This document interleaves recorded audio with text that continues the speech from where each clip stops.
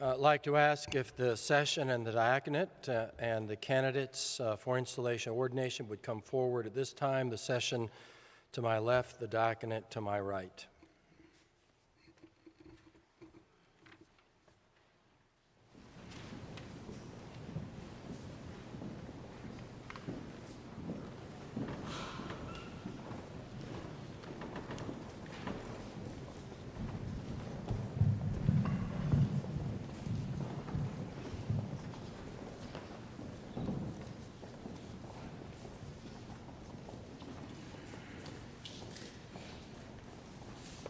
In New Testament times, the apostolic church enjoyed apostolic leadership. The church was governed by apostolic rule.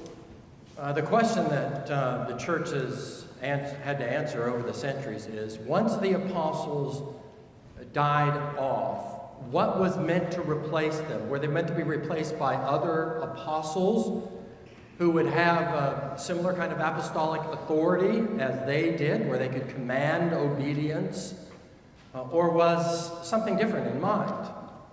Our answer is that what we see in the book of Acts, as well as in Titus chapter 1, is that the apostles appointed elders to replace them. So Acts 14, Titus 1,